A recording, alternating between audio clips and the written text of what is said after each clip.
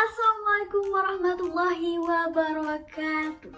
Perkenalkan, saya Sida Wage Casarine dari kelas Humas 1D dengan NIM 12240600146. Jadi di sini saya akan memberikan penjelasan singkat terkait materi ilmu komunikasi selama 1 semester yang telah saya pelajari ini.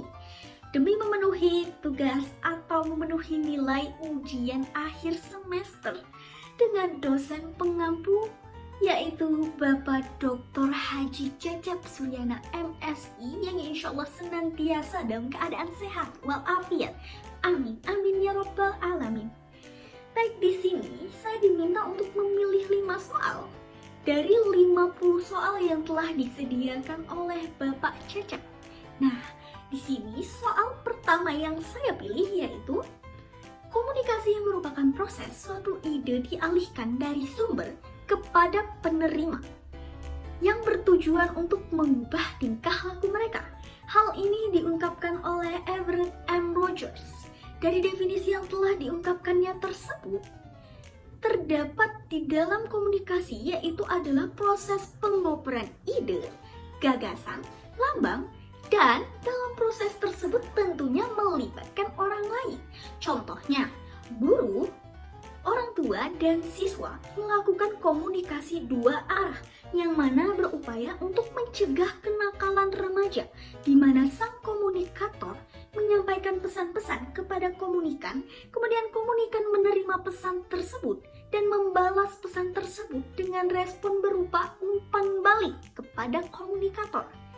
Dari definisi yang telah diungkapkan oleh Rogers, kemudian beliau bersama The Lawrence Kelsey mengembangkan definisi lain yang menyatakan bahwa komunikasi merupakan proses di mana 2 orang atau lebih saling bertukar informasi dan lama-kelamaan akan timbul rasa pengertian yang mendalam.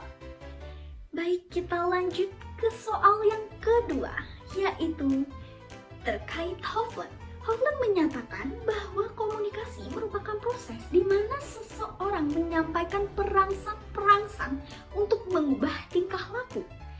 Hovland juga mengatakan dengan tegas, to modify the behavior of other individuals, yang mana berarti dalam komunikasi tidak hanya membahas terkait mengerti atau tidak mengerti saja, akan tetapi lebih luas daripada itu. Hovland berpendapat bahwa komunikasi merupakan proses di mana seorang komunikator menyampaikan perangsang-perangsang atau pesan-pesan yang berupa simbol verbal kepada komunikan dengan maksud dan tujuan mengubah tingkah laku komunikan. Hovland menggarisbawahi dengan tegas bahwa tujuan komunikasi adalah mengubah tingkah laku.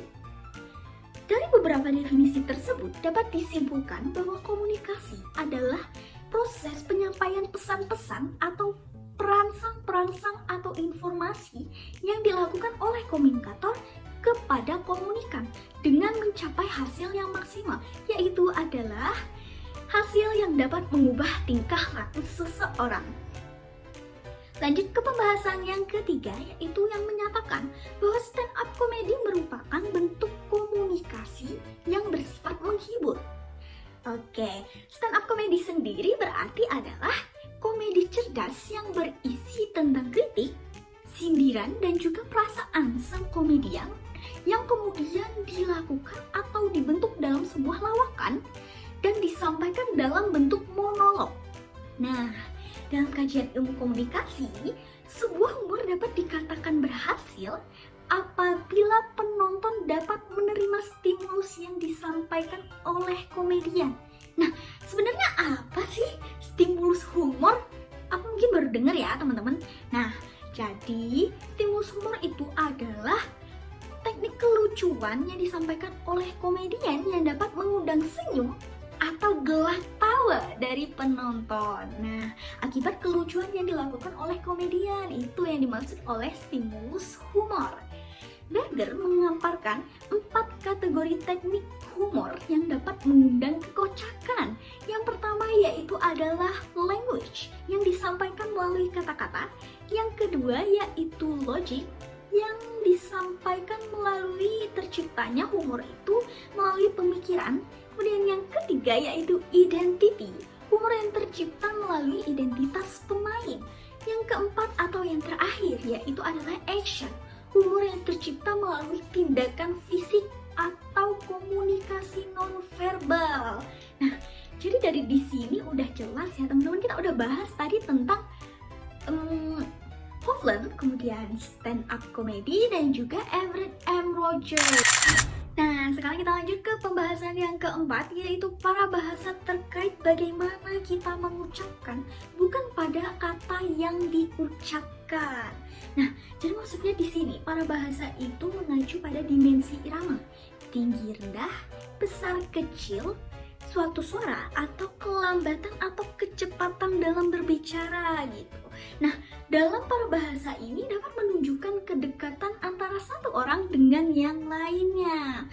Contohnya, pada umumnya sepasang kekasih akan berbicara menggunakan gaya bahasa baby talk, yaitu gaya bahasa yang manja-manja gitu ya. Jadi, sepasang kekasih akan menggunakan gaya bahasa baby talk yang mana pada komunikasi yang dilakukan menggunakan baby talk ini dapat menunjukkan rasa kasih sayang atau rasa cinta terhadap satu dengan yang lainnya begitu. Kemudian kita lanjut ke pembahasan yang terakhir atau yang kelima, yaitu pada tingkatan pengetahuan pengaruh bisa terjadi dalam bentuk perubahan persepsi dan perubahan pendapat. Nah, jadi dalam perubahan atau dalam komunikasi itu tentunya memiliki tujuan. Komunikasi yang selalu kita lakukan tentu memiliki tujuan, yaitu mencapai sasaran target. Nah, ada juga perubahan dalam bentuk pengetahuan, sikap, dan perilaku. Pada tingkat perubahan pengetahuan dapat terjadi dalam bentuk perubahan persepsi, perubahan pendapat, dan lain sebagainya.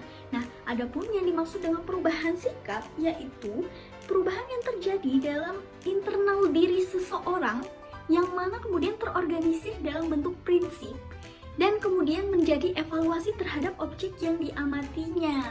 Adapun dengan maksud perubahan perilaku adalah perubahan yang terjadi dalam bentuk tindakan seseorang gitu.